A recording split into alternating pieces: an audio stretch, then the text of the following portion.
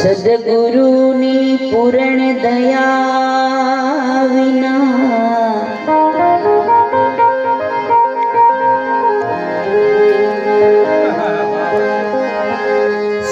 સદગુરુની પૂર્ણ દયા વિના સ્વપ્ને મળે ના સત્સંગ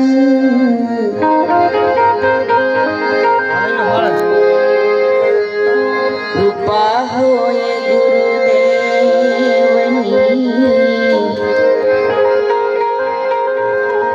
તો લાગે ભક્તિ મારમ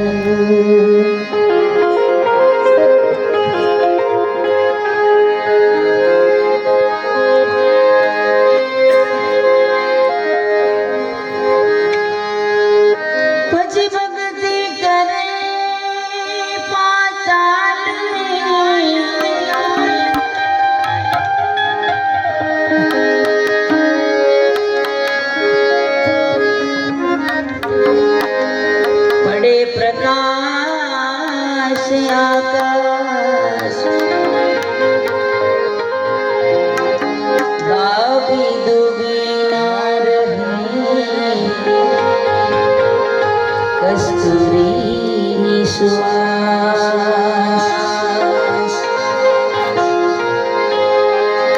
ए गावी दुबीना रहे કસ્તુરીની શ્વાસ તો ભક્ત બીજ પલટે નહીં ભલે જુગ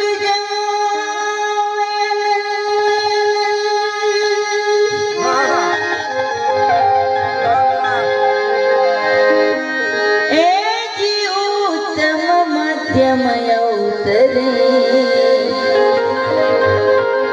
આખિર સંતનો સંગ ઉત્તમ મધ્યમય ઉતરે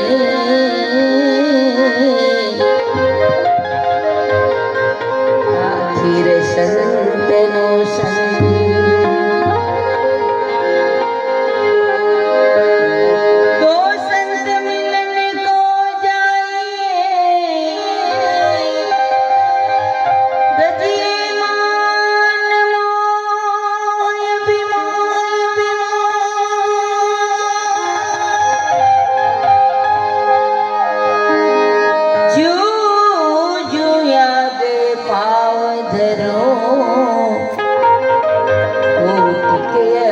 સમાન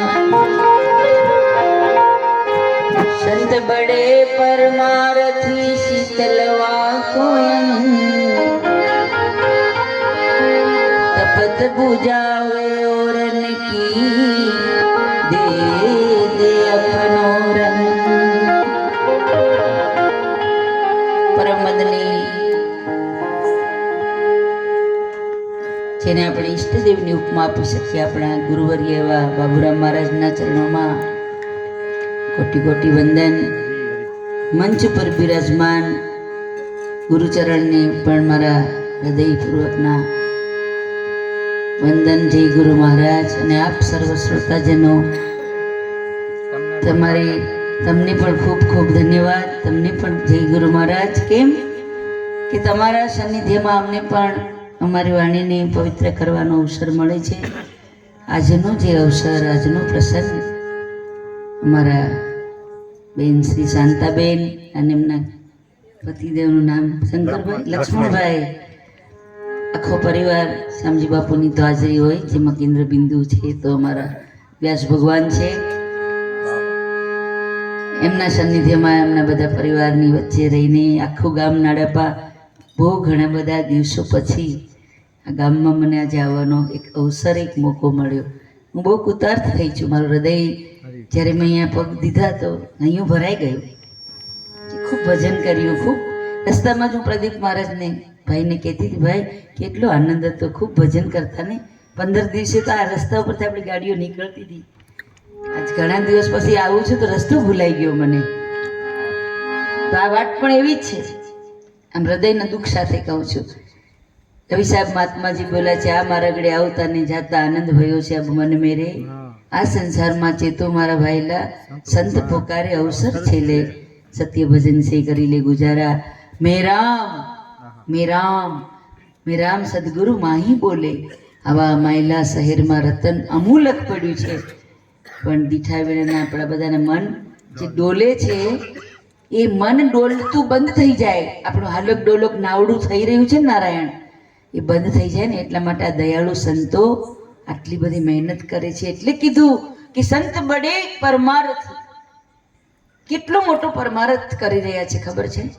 પૂજ્ય બાપુ સમજીરામ મહારાજ તો એક એવી વૈશ્વિક ચેતના છે અમારા હૃદયમાં. અમે જે સ્થાન કંડાર્યું છે એમનું ભક્તિ છે ને નારાયણ, ઉંમરની સાથે એને કોઈ લેવા દેવા નથી. 5 વર્ષનું ધ્રુવ જો ભક્તિ કરી શકતો હોય તો આમાં એવા કે 50-60 વર્ષે ભક્તિ કરશું ને બહુ અનુમાન છે આપણું. અને એ અનુમાનનો આશરો આપણે છોડી જ દેવો જોઈએ. આજે ભજશું, કાલે ભજશું સીતારામ, એમ વાયદામાં ભક્તિ ન થાય. ક્યારે ભજીશું સીતારામ? શ્વાસા ખૂટશે, નાડીઓ તૂટશે, પછી આ પ્રાણ નહીં રહે તારા અંગમાં. તો આમાં કંઈક એવું તત્વ બાપુએ વાત કરીને કેવું કયું તત્વ રમણ કરી રહ્યું છે. બાપુ પૂજ્ય બાબુરામજી મહારાજે 15 તિથિની અંદર તો આખું પુઢાર્થ વેદાંતનું નિરૂપણ હતું અંદર, કે આવો પરિબ્રહ્મ પરમાત્મા વિશ્વંભર ઈશ્વરને જે આપણે ગોતી રહ્યા છે એને પ્રાપ્ત કરવાનું કોઈ સાધન હોય ને, ઉત્તમમાં ઉત્તમ નાવ હોય ને તો એ મનુષ્ય તન છે. અને પૂજ્ય બાપુ ઘણી વખત ભજન પણ ગાય છે શામજી બાપુ, નર્તન દેહ તુझे फिर न मिलेगी, अब ना बनी तो फिर क्या बनेगी. આ અવસર છે હરિભજન કરવાનો, દૂજી ફળ પાછી હાથમાં આવે એમ પણ નથી. તો જપી લે હરિ કા નામ. પણ આવો હરિ કોણ છે? આપણે બધાને નામ તો જપ કરવો જ છે, બધાને ગમે છે. કોને ઈશ્વર વાલા નથી? કોઈ ઘટે એવું નથી કે જેને ઈશ્વર પ્રત્યે પરમાત્મા પ્રત્યે લગાવ ના હોય. એમ કેમ પ્રકારે ભક્તિ કરી જ રહ્યો છે. પણ ખબર વિનાનું ખોળે ઘણું, પછી મળે નહીં એનો મરમ.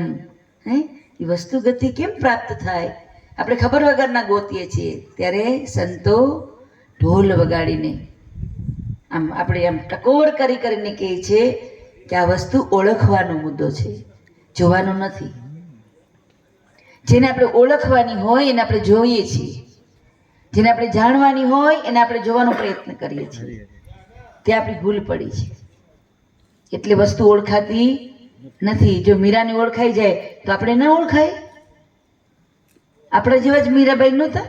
આ બધા મીરા જ છે, બધાને ઓળખાઈ ગઈ વસ્તુ. જો કેટલા બધા સંતોની વાત પૂજ્ય શામજીરામ મહારાજે કરી કે આ ગામની ઉપર સંતોનો બહુ અનંત ઉપકાર છે.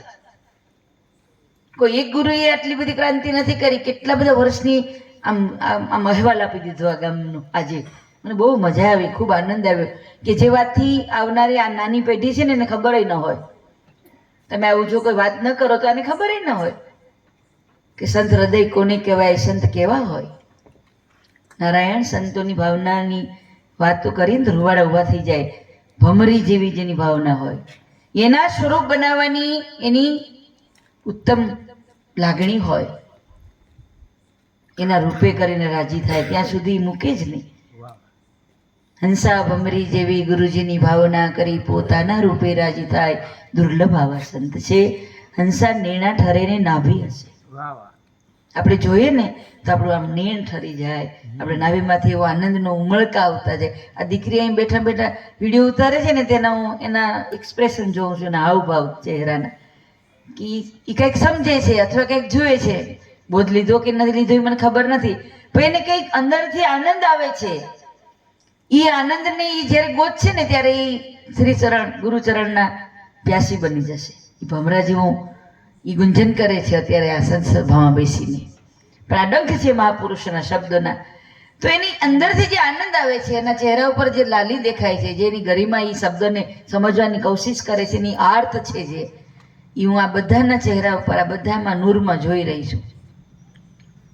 તો એનું કારણ અહીંયા સંતોના પધરામણા થયા છે એટલે ક્રાંતિ થઈ છે. બાપુ એક શબ્દ બહુ સરસ બોલ્યા કે ક્રાંતિ સંતોએ કરી છે, અને નિરાંત એ તો ક્રાંતિકારી નિર્ગુણ દેશ છે.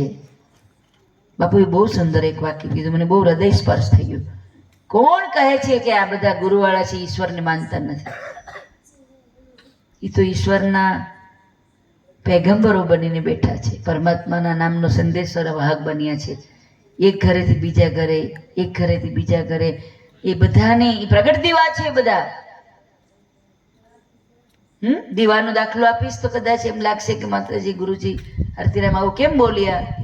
એક દીવો લખેલો હોય શબ્દથી, એને આપણે વાંચીએ એટલે શું કહીએ? દીવો જ કહેવાય કે બીજું કઈ? દીવો જ કહેવાય. બીજું એક ચિત્રેલો હોય, આમ દીવા જેવું ચિત્ર હોય તો આપણે જોઈને આમ કહી દઈએ, એમાં વાંચવું ન પડે. આ દીવો, એ પણ દીવો છે. એક કોડિયું, વાટ, દિવેલ બધું હોય. એમ પૂરીને બેને પ્રગટાવવા માટે થાળીમાં આરતી કરવા આવે ત્યારે બધું લઈ આવીને મૂક્યો હોય, એ પણ દીવો હોય. ને એક પ્રગટેલો દીવો હોય. તો આ બધા મહાપુરુષો એ મંચસ્થ બેઠા છે, બધા પ્રગટ દીવા છે. અને આપણે અંદર જો એવું અપ્રગટ તત્વ હોય ને, આપણને ખબર ન પડતી હોય તો પ્રગટ પાસે જઈને એને પ્રગટ કરાવી લેવું જોઈએ. એટલે સંત બહુ દયાળુ છે, એનું કારણ છે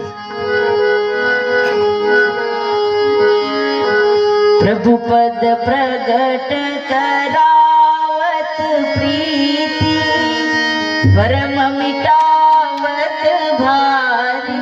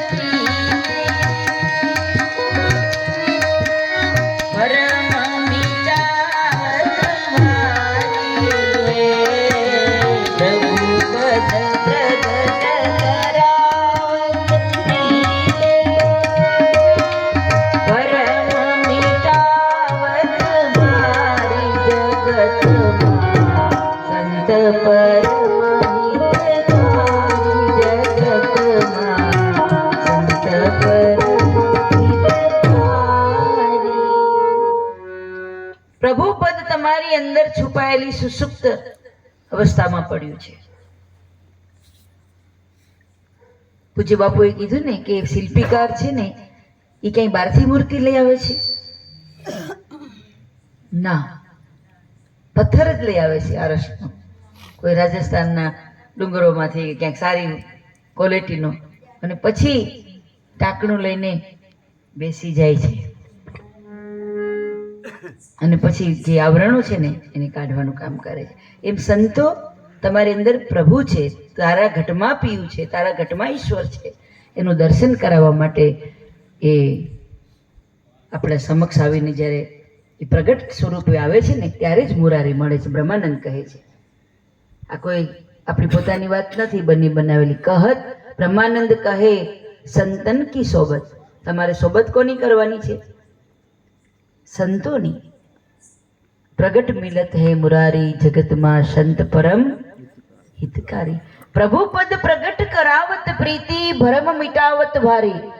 કેટલો બધો ભરમ થયો છે જીવને. પોતાનું અસ્તિત્વ ભૂલી જાય પછી ભ્રમ જ થાય. હું કોણ છું એને જાણતા નથી ત્યાં સુધી તો ભ્રમ રહેવાનો. કારણ કે હું અને હરિની આછી પાતળી ભેદરેખા આપણે શાસ્ત્રો વાંચીને, જપ કરીને, તપ કરીને, તીર્થ કરીને, વ્રત કરીને, યોગ કરીને ક્યારેય પણ મિટાવી શકવાના નથી. એ ક્યારેય નહીં મટે. એના માટે હરિગુરુ સંતનું ચરણ જ હિતકારી છે. બોધમાં બેઠો નથી ને નિજનો નેઠો થયો નથી. બસ આ ટૂંકીને ટચ સરળ રીતભાત છે, એમાં લાંબુ ટૂંકું કાંઈ ન હાલે. કેવલ ને કેવલ સદગુરુના ચરણે જવાથી આ બધી ભ્રાંતિઓની જડતા છે જડમૂળથી નાશ પામી જતી હોય અને આપણું પ્રગટ સ્વરૂપ પરમાત્મા સ્વરૂપ છે એવું નક્કી થઈ જતું હોય, એવું નિજ નામ પોતાના ઘટમાં નક્કી થઈ જાય. પછી દાદા મેકરણ આ તમારા કચ્છના બાપુ બોલ્યા ને કે આ તો જ્ઞાનનો પ્રદેશ છે, આ તો જ્ઞાનની ભૂમિ છે. અને બાપુ એમ બોલ્યા કે આરતીરામ મહારાજ કાલે મને આટલું બધું આનંદથી નહોતું બોલાતું, આજે હું આટલું બધું આનંદથી કેમ બોલી શક્યો? આ કોઈ ભૂમિનું તપ લાગે છે મને. પૂજ્ય બાબુરામજી મહારાજ હમણાં જ બોલ્યા મારી સાથે. હા બાપુ, આ તો તપ જ છે ને. આમ જુઓ ને, આમ નિરખતા જેના નિર્ણા હરખી જાય. આપણને આનંદ આવે છે અને બધાને જોઈને. કેટલી બધી શાંત સભા, પિન ડ્રોપ સાયલન્ટ છે, કાંઈ કેવું નથી પડતું. શબ્દને ચાતકની જેમ એને પીવા માટે આમ આમ તલસલાટ છે ભીતરની અંદર. ત્યાં કંઈક શબ્દ બોલવાની ઈચ્છા જાગે, ત્યાં કંઈક આપણને આનંદ આવે. એટલે પ્રભુ પદ પ્રગટ કરાવત પ્રીતિ, ભરમ મિટાવત ભારી, જગતમાં સંત પરમ હિતકારી. પરમ કૃપાલુ છે સંતો. પરમ કૃપાલુ સકલ જીવન પર, હરિ સમ સબ દુઃખ હારિયા. પરમ કૃપાલુ સકલ જીવન પર, હરિ સમ સબ દુઃખ હારી. જગતમાં સંત પરમ હિતકારી. જગતમાં સંત પરમ હિતકારી. પરમ કૃપાલુ છે, ઈશ્વર સમાન છે, ગુરુ સમાન દાતા નહીં. જગમાં જગત માંગણ હાર. દયાળુ છે. હરિની સાથે એની સમાનતા. હા તો બરાબર છે. પૂછ્યું બાપુ બોલ્યા કે આપણા સમકક્ષ હોય ને એની સાથે આ વાત થાય. હરિ સમ હોય, સંતો છે ને એ હરિની ઇક્વલ ટુ સમાનતામાં આવે છે. હરિ અને સંતનું કોઈ સ્થાન નાનું મોટું નથી. કેમ કે તત્વસાર તન લોકમાં ગુરુ ગોવિંદ એક રૂપ. તત્વસાર તીને લોકમાં ગુરુ ગોવિંદ એક રૂપ. આદિ અંત મધ્યમાં એક છે મારા હરિ ગુરુ સંત સ્વરૂપ. આ ત્રણેયનું એક સ્વરૂપ છે. શું કામ? તો કે આપણા ત્રિવિધિના તાપને હરનારી સત્તા કોઈ હોય ને તો એ ગુરુ છે. આખું જગત ત્રિતાપમાં બળી રહ્યું છે, આધિ, વ્યાધિ અને ઉપાધિ. જો સદગુરુનું ચરણ ન મળે ને તો ત્રણેય રોગ આપણા ઘટમાં હોય. એનું ઓપરેશન સદગુરુ કરે. તન મન ધન આપણે અર્પણ કરી દીધા એટલે રોગ ગયા. હાચા મનથી કર્યા હોય તો, નહીતર પાછું જેમ હતું એમ તેમ રે. આધિ, વ્યાધિ ને ઉપાધિ. આધિ નામનો રોગ શરીરની છે, વ્યાધિ નામનો રોગ મનમાં છે અને ઉપાધિ નામનો રોગ ધનનો છે. તો સદગુરુ ના મળે તો આ ત્રણેયની યુક્તિ આપણે કરી શકતા નથી. તો આ બધા ડખા થાય. બાપુએ વાત કરી ને, આ બધા વ્યાયામ, વિષયો, વાસનાઓ બધું અંદર પછી ખદબદતા કીડાની જેમ આપણું જીવન હોય. એની કોઈ મહિમા નથી. પશુ કી પન્યા બને, નર કા કશું ન હોય. નર જો ઉત્તમ કરણી કરે તો નર સે નારાયણ હોય. તો આ ઉત્તમ કરણી આપણને કોણ શીખવાડે? હરિગુરુ સંતો. એના સાનિધ્યમાં બેસીએ ને. આ તપ છે તમારું. અત્યારે તમે આ બેસી ગયા છો ને, બહુ સુંદર યોગ થઈ ગયો છે શબ્દ અને સુરતીનો. આનાથી મોટો બીજો કોઈ યોગ હોય નહીં. એટલે બાપુએ કીધું ને કે આ યાત્રા આની છે ને, સાંભળો ભાવિકો, સાંભળો સંતો, આ તો પિંડ પરખ કહેવાય છે. 4 ધામની યાત્રા કરો તો નિશ્ચય વૈકુંઠ થાય છે. વૈકુંઠ જવું પડે નહીં, આપણે પોતે જ નિર્વાણ પામી જઈએ. યોગ અભ્યાસ કરીને કોઈ રહે રેણીમાં તો એને મુક્તિ જ છે. મુક્તિ કંઈક મેળવવા જવી પડે એમ નથી. તમારું જે મનનું બાંધેલું બંધન છે ને, અહીં કેટલી વખત મન શબ્દનો પ્રયોગ થયો છે. સત્સંગની અંદર મન શબ્દનો કેટલી વાર પ્રયોગ થયો છે, વારંવાર થયો છે. આવું એક તમારી અંદર ભીતરમાં રહેલું મન, જેને તમે જાણો છો, ઓળખો છો. જો ઓળખતા હોય તો મુક્તિ છે, નથી ઓળખતા તો બંધન છે. એટલે કીધું કે મન સમજાવે એ જ મોટા મુનિવર, સ્થિરતા પદમાં સ્થાપે. જ્યાં સુધી મનને નહીં સમજી શકો ત્યાં સુધી બધા ઉત્પાદ છે. બરાબર? મનવા જાણે અમે સારા કામ કરશું, ઉલટાનો થયો ઉત્પાદ મનને સમજ્યા વિના. તો મનને સમજ્યા વગરનો આવો ઉત્પાદ થાય છે. તો આ મનને આપણે કોઈ હરિગુરુ સંતના ચરણે જઈ અને એને સમર્પિત થઈ જવું જોઈએ. તો આ મનુષ્ય જન્મ છે એ સફળ થાય. અને મોટામાં મોટો ઉપકાર, મોટામાં મોટું આપણું કર્તવ્ય જો કોઈ હોય તો મનુષ્ય જીવનમાં ઈશ્વરની પ્રાપ્તિ કરી લેવી, એને જાણી લેવા. એટલે કે આત્માને ઓળખી લેવો, એટલે કે હું કોણ છું એને જાણી લેવું. જો હું ને જાણી લેશો તો હરિને ગોતવા જવું નહીં પડે. હું માં હરી મને એમ દર્શાણું, અરસ પરસ એક તાર રે મને સત્ય સમજાણું. પણ ક્યારે? ગુરુજી પધાર્યા મારા ઘેર રે મને સત્ય સમજાણું. જો આપણા ગુરુજી આપણા ઘરે હૃદય મંદિરમાં બિરાજમાન થાય ને તો અંતકરણની શુદ્ધિ થઈ જાય. અને આ 14 લોકનો બ્રહ્માંડની વાત પૂજ્ય બાપુએ કરી ને કે ક્યાં છે 14 લોક, તો બોલી ગયા એની એક લીટીમાં કે 5 જ્ઞાનેન્દ્રિય, 5 કર્મેન્દ્રિય, 4 અંતકરણ, એમ કરીને 14 લોકનો એનો વાસી, 14 લોકના વાસી આપણને મળી જાય.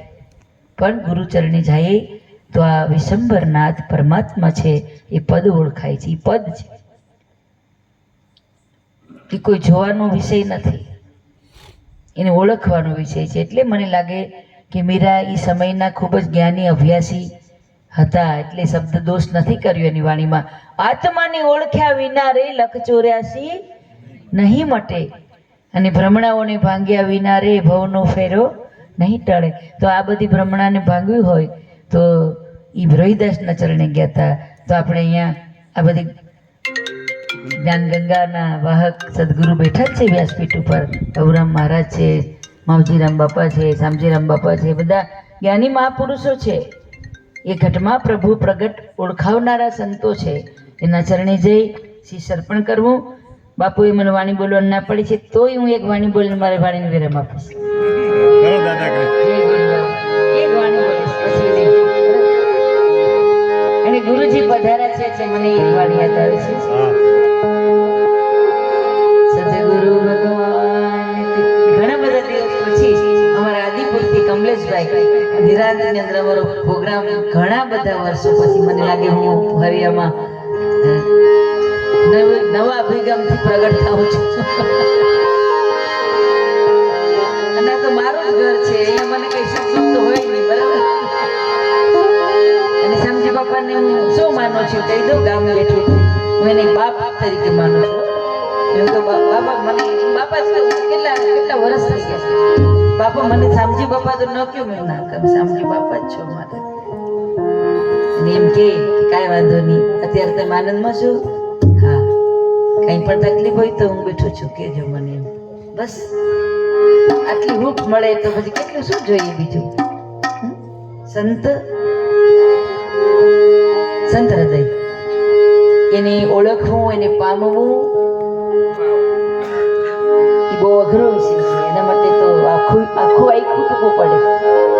અને જો કમાઈ જાય અને ઓળખાઈ જાય તો એક પલમાં એક જ પલ લાગે. એ દ્રષ્ટિ જોઈએ. આ બધા આપણા અભિગમ છે, દ્રષ્ટિના અભિગમો છે, બરાબર? એ મટે નહીં ત્યાં સુધી કોઈ ઓળખી શકાય નહીં. નામનગર નવખંડમાં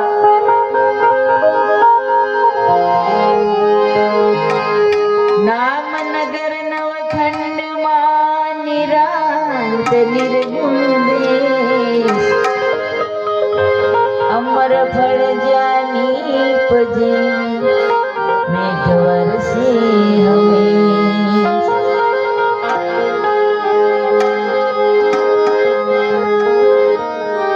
નિરાંત નૌકા નામની તામે બેસિયા પાર પહોંચાડે પલકમાં બહુરીન ફેરાન હોય. એ પાર પહોંચાડે પલકમાં બહુરીન ફેરાન હોય. એ જીવને ઝીણો ઝીણો નાદ સંભળાય ગુરુજી મારા આવે છે. ગુરુજી મારા આવે